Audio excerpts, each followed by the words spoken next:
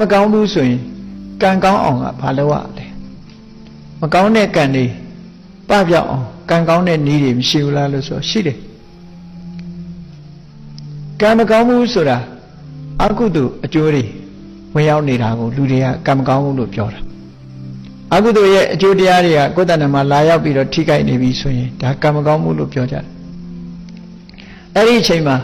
ကိုယ့်ရဲ့လောက်ရကိုပြန်ဆန်းစစ်ကြည့်ရမယ်အေးဟုတ်တယ်ငါတို့လုပ်နေတာအမှားမရှိဘူးအကောင်းတွေလုပ်တယ်သို့တော့အတိတ်တုန်းကမှားယွင်းမှုတွေဟာလည်းလူတွေတဏ္ဍာမှာလာရောက်ပြီးတော့မကျူးဝါဖြစ်ပြီးတော့အကျိုးပေးနေတာတွေလည်းရှိတတ်တယ်ပေါ့အဲ့ဒါလို့အဟောင်းတွေကထပြီးတော့ဖြစ်ပေါ်လာတာမျိုးတွေရောမရှိနိုင်ဘူးလားဆိုရှိနိုင်တယ်အဲ့ဒါလို့ရှိလာလို့ရှိရင်ဘာနဲ့အကာအကွယ်လုပ်ပြီးတော့ဘာလုပ်ရမလဲလို့ဆိုရင်ကံကောင်းအောင်ကောင်းတဲ့ကံတရားတွေကိုကြိုးစားပြီးတော့လုပ်ရခုနလိုဘုရားကိုအာရုံပြုမယ်တရားကိုအာရုံပြုမယ်သံဃာကိုအာရုံပြုမယ်ဘုရားရဲ့နှုတ်ကပတ်တော်တွေကိုရွတ်ဖတ်တရေစေမယ်ဘုရားကိုပူဇော်မယ်နော်ဘုရားနဲ့ပတ်သက်ပြီးတော့ပူဇော်မှုစိတ်ကြည်နူးမှုတွေရအောင်လုပ်ရကုသိုလ်ကောင်းမှုတွေမပြတ်လုပ်ပေးရမယ်ဘုရားပန်းရေချမ်းအမြဲတမ်းဆက်ကပ်ဘုရားကိုအာရုံပြုဘုရားကိုအာရုံပြုပြီးတော့ကုသိုလ်တရားတွေကိုယ်စိတ်ထဲမှာဖြစ်ပေါ်အောင်ကြိုးစားအဲ့ဒါလို့ကြိုးစားခြင်းအားဖြင့်လည်းပဲမကောင်းတဲ့ကံတွေဟာပယ်ဖြစ်သွားနိုင်တယ်ဒါကြောင့်မို့ရှင်းတော့ကကျမ်းစာတစ်စာရေးပြီးဆိုလို့ရှိရင်ကျမ်းတစ်ကျမ်းရေးတယ်ဆိုတော့ပြီးအောင်ရေးနိုင်ဖို့တော်ခဲတယ်အမှန်တမ်းကြီးလေးတဲ့တာဝန်ကြီးတစ်ခုကိုလုပ်တာအစကနေအဆုံးထိစာတအုပ်ရေးရတယ်ဆိုတာအမှန်တမ်းခဲရင်တာမန်ပုဂ္ဂိုလ်တွေဆိုလဲမရေးနိုင်ကြဘူးအဲ့လိုရေးနိုင်ဖို့အတွက်ဒါဖေတော်မောင်တော်ရေးတာပြောတာမဟုတ်ဘူးနော်အလေးနဲ့စာကြီးတွေကိုရေးပြီဆိုလို့ရှိရင်မလုပ်ရတော့အဲ့ဒီရေးနေတဲ့စာကြားမှာယောဂဝေဒနာဖြစ်လာမယ်ဆိုရင်ပြီးအောင်ရေးနိုင်မှာမဟုတ်ဘူးမကြမ်းမမာတွေဖြစ်လာရင်လည်းပြီးအောင်ရေးနိုင်မှာမဟုတ်ဘူးတခြားအနှောင့်အယှက်တွေဝင်လာရင်လည်းပြီးနိုင်မှာမဟုတ်ဘူးအဲ့ဒါကိုဈာဖြတ်ဝင်လာတာကိုအန္တရာယ်လို့ခေါ်တာပါဠိစကားအန္တရာယဈာဖြတ်ဝင်ရောက်လာတဲ့အနှောင့်အယှက်အတွင်းထဲမှာဈာဖြတ်ဝင်ရောက်လာတဲ့အနှောင့်အယှက်တွေကိုအန္တရာယ်လို့ပြောတာအဲ့ဒီအန္တရာယ်တွေကိုပယ်ဖြောင်းနိုင်မှုအတွက်ရှေးဥစွာဘုရားကိုရှိခိုးကြတယ်ရှိခိုးပြီးတော့ဘုရားရဲ့ခုံတော်တွေကိုယ်စိတ်ထဲမှာနှလုံးထဲမှာထုံထားလိုက်တော့အဲ့ဒီကုသိုလ်ကံရဲ့စွမ်းအားကြောင့်ဈာဖြတ်ဝင်ရောက်မဲ့အကုသိုလ်တွေကမလာနိုင်တော့ဟန်တာမိတာဖြစ်သွားတယ်ဒါကြောင့်မလို့မကောင်းတဲ့ဒီကံဆိုးမိုးမောင်တွေကိုယ်တဏ္ဍာမှာဖြစ်ပြီးဆိုတဲ့အခါမှာဖြစ်လာနိုင်တဲ့အရေးအယောင်တွေရှိပြီဆိုတဲ့အချိန်မှာဘာနဲ့ကာကွယ်ရတယ်လဲလို့ဆိုဘုရားကိုအာရုံပြုပြီးတော့ဘုရားနုတ္တိကိုများများပွားရမယ်ဘုရားနုတ္တိကိုပွားတယ်ဆိုတော့ဘုရားရှိခိုးတာတာမန်ဩဃာတနဲ့ရွတ်ပြီးတော့ဘုရားရှိခိုးတာမျိုးတင်တဲ့ပို့ပြီးတော့အရေးကြီးတာတော့ဘုရားရဲ့ဂုဏ်တော်တွေကိုအာရုံပြုပြီးတော့ကမ္မထမ်းထိုင်တယ်လို့မြတ်စွာဘုရားရဲ့ဂုဏ်တော်တွေကိုနှလုံးသွင်းဆင်ခြင်ပြီးတော့အချိန်များများ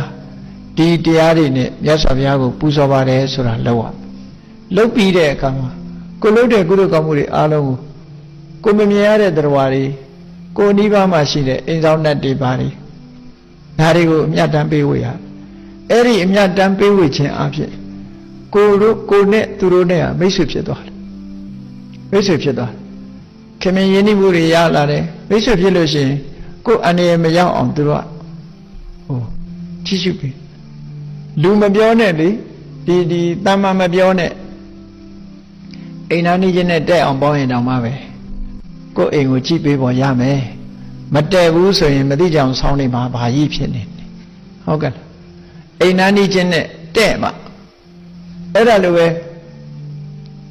ကိုမမြင်ရလို့အိမ်ဆောင်တတ်တို့ကိုဆောင်တတ်တို့သွားပြီးတော့ရံမဖြစ်လေနဲ့ရံဖြစ်ရင်တော့အဲ့ဒါကိုကောင်းကျိုးပေးမှာမဟုတ်ဘူး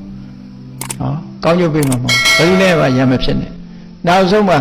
ကိုယ့်အိမ်ကမွေးထားတဲ့ခွေးတောင်ရံဖြစ်ရင်ကိုယ့်မျက်စောင်းထိုးကြည့်တာအနည်းဆုံးခံရမှာကြောက်လို့သာပြန်မလုပ်တာရှိတယ်နော်ဒီကောင်တွေကလည်းသိတယ်သူတို့ကဒီတိရစ္ဆာန်တွေမှာလည်းအသိရှိတယ်လေတခါတော့ရိုက်ထားတဲ့လူဆိုရင်ရှောင်းပေးနဲ့မျက်စောင်းစိုးကြည့်တယ်သူတို့အမြဲတမ်းငါမြတ်ဘာလုပ်မလဲဆိုပြီးဒေါသနဲ့ကြည့်သွားတာအဲ့ဒါအကောင်းကြီးများအောင်မေ့မနေနဲ့အဲ့တော့ ဘယ်သူနဲ့မှရမဖြစ်ဘဲနဲ့မေတ္တာတက်ရောက်အောင်လုပ်တာကိုယ့်အတွက်ကံကောင်းစေခြင်းအကြောင်းတစ်ခုပဲဖြစ်တယ်ပေါ့ကိုယ့်တဲ့အကူအညီရခြင်းပဲဒါကြောင့်မို့မေတ္တာပို့ရတယ်အမြတ်တမ်းပေးဝေရတယ်ကုသိုလ်ကောင်းမှုလုပ်တိုင်းဖိတ်ကြားပြီးတော့သူတို့ကိုအရေးတယူလုပ်ပေးတာဟာ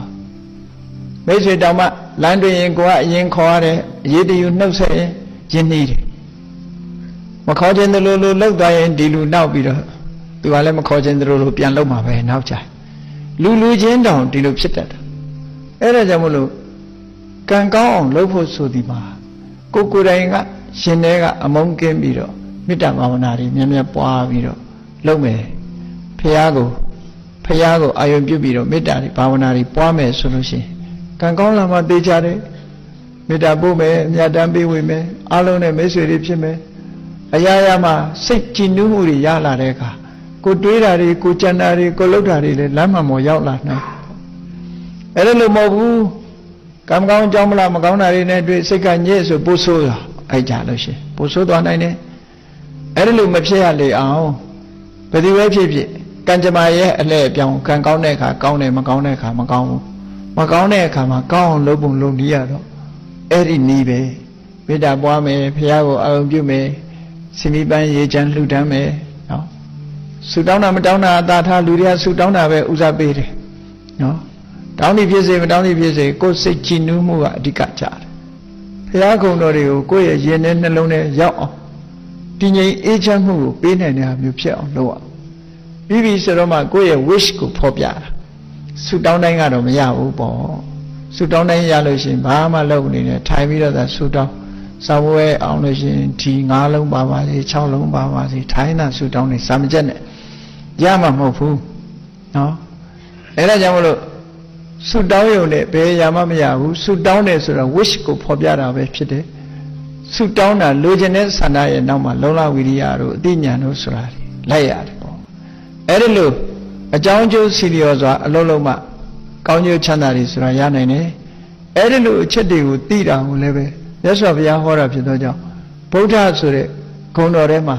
အရာခသိန်းကိုသိစွမ်းနိုင်တဲ့အသိဉာဏ်ရှိတယ်မြတ်စွာဘုရားလို့ဆိုတာကိုအာယုံပြုပြီးတော့နှလုံးသွင်းဆင်ခြင်ခြင်းအပြင်မိမိအတွက်ကံကောင်းလာနိုင်တယ်ဆိုတာကိုယုံကြည်ကြရမှာဖြစ်တယ်